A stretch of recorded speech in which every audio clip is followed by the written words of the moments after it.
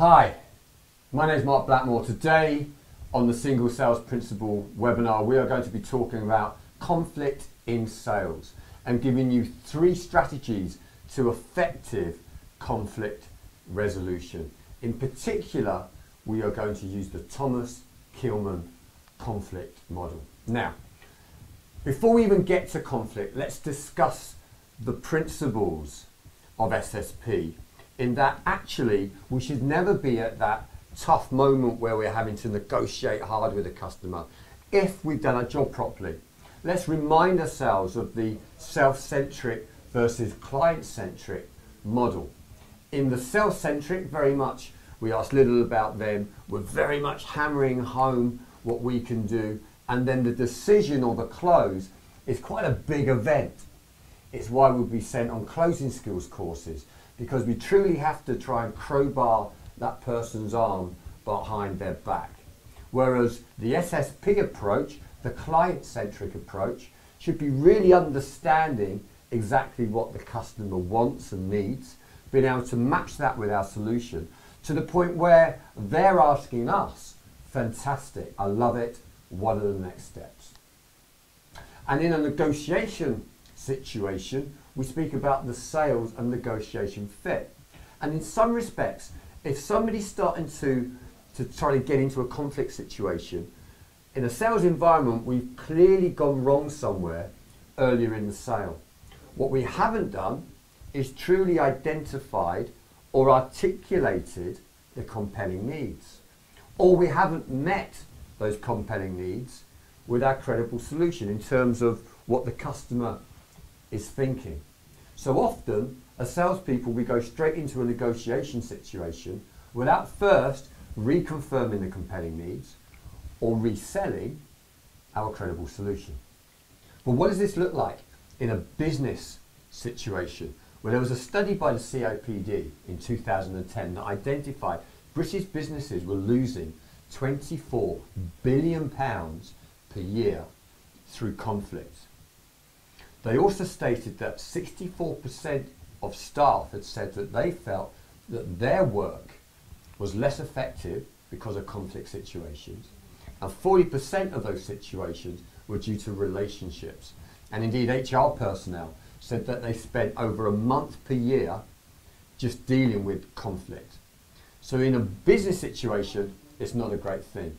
From a sales situation, what are the downsides? Well, unless you're at that higher area of the relationship pyramid, whereby we're talking boardroom or maybe business partner, where we have a huge amount of trust. One of the things that we need to understand with the relationship pyramid is it's not only a fewer amount of vendors supplying at the higher point, actually it goes from low trust through to high trust. So at the commodity level, if there isn't any trust, once you're in a conflict, you're probably going to lose that customer forever. So it's important that we deal with it. So let's understand exactly what we mean by the Thomas Kilmann model. Well, there are effectively 2 axes that influence this matrix. Along the bottom axis is how cooperative we are in terms of dealing with the other's concern. This is where you're either very uncooperative in trying to satisfy the other person's concerns, or you're very cooperative in terms of understanding their concerns. On the vertical axis, we're talking about our concerns.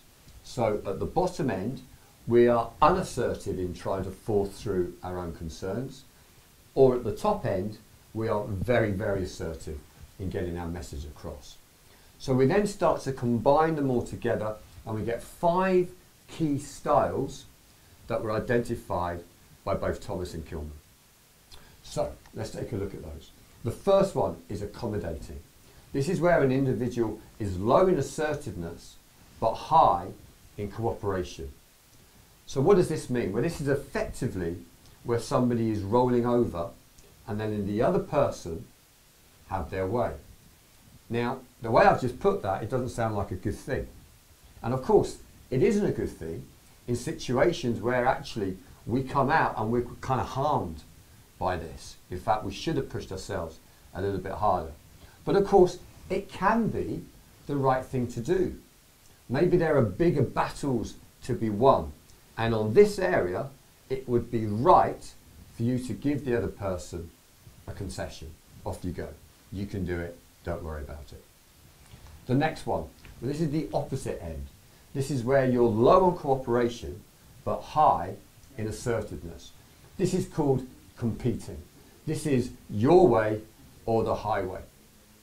Now this is absolutely essential where there can be no middle ground. It absolutely has to be your way or the highway. It may be for legal reasons. It may be for moral reasons. Whatever reason, if you absolutely have to get your way, then this is the style that you should use. Of course, it shouldn't always be your way. And one of the problems with being confronted with a competing style is that it does tend to create this kind of bull in a china shop, stags logging heads. So what we need to do is just understand a little bit more. Is it right to go for this, or should you maybe give some ground? The next one is avoiding. This is neither cooperative nor assertive. You literally are putting your head in the sand and waiting for this situation to go away. So this where maybe a customer is complaining and actually you're just lying low and not getting involved with this problem in the hope that if you leave it long enough, the customer might just forget that they were unhappy in the first place. Well, that could be the case. If they're one of those customers that are constantly, going on and complaining about the tiniest of things, maybe they may get caught up in their own environment and forget. However, very rarely in a sales situation is that the right approach.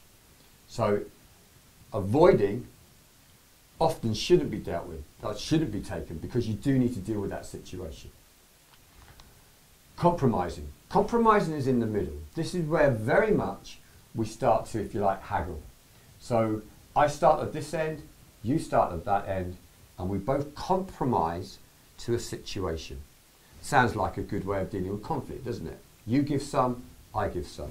The downside of this is that you may still walk away from the situation not happy with the deal. It may have been better to come up with a better resolution altogether. And this is where the collaborating one comes in. Now, collaborating is where we don't give middle ground. We actually work together to identify something that was better than the original offers. Now, this sounds like the perfect way to deal with any conflict. The problem with it, it's time consuming to actually take this approach to managing conflict. Fine if you have the time, but not if you don't. And often, people that have a collaborative type style often overanalyze, trying to see it from too many sides. Whereas those with kind of the competing style, with that kind of narrow-minded approach, it's quite a nice way to view the world. Because no, this is the way it is and this is the way we're going to approach it. So a collaborative style, even though it sounds like it could be ideal, may not always be the best approach. Now, why is this relevant? Well, I guarantee that you as an individual will have a certain preference in the way that you like to deal with conflict. It's a bit like whichever hand you use, whether you're right-handed or left-handed. It doesn't mean to say that I can't use the other hand. Well, it does mean I feel more natural in writing my name, for example, with my right hand. So the whole idea of this is when you are met with a conflict situation, what is your natural approach to that situation? Are you somebody who hates conflict? Therefore, my natural environment would be, do you know what, I'm going to avoid it, or I'll just let you have whatever you want. Often in sales, with my experience, I think we're often like that because we're people pleasers. We want people to like us. We want customers to buy from us. And they don't buy from us if they don't like us. Therefore, if we give them everything they want, they'll like us and they'll say yes. Well, that's fine until your margin goes down and down and down. Or the other type of salesperson I often come across is that very macho individual who's out there to drive hard. They're very much that competing type individual who just are so single focused, one track mind, go out for the big game hunter and take down the wildebeest with that competing style. Sounds great. However, they're often a wake of customers left and that individual is missing out on those opportunities. So the whole idea of this is to understand a bit of self-awareness for you as a salesperson.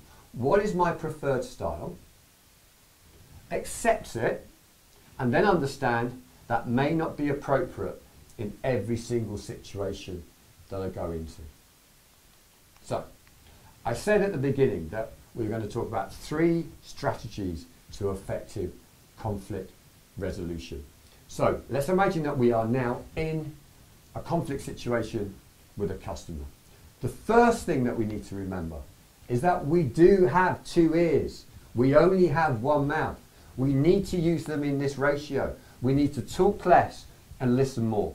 The minute you're in this situation, there is a tendency, particularly if you're that competing individual or even compromising individual, to start to haggle or to start to stand your ground, to start to sort of very much hold what you believe in. And that's absolutely fine. But why not just flip it around? Why don't you try and get into the customer's head? This very much goes back to the SSP principle of the triangle being that way round. We need to ensure that we talk more, we need to ensure, that we listen more, that we talk less, and then hopefully by understanding exactly what the customer wants, we can come up with a solution that also meets their needs. The second part of this, if we only give one choice to the situation, it makes conflict resolution quite difficult because there may be no choice if I don't like the option that you're giving me. So on SSP, we talk a lot about variables. These are the tradables. These are the things that we throw into a deal to try to ensure that when a negotiation comes, we can still get what we want, but offer something that may be less costly to ourselves. So we talk a lot about variables being low cost to us and high perceived value to the customer.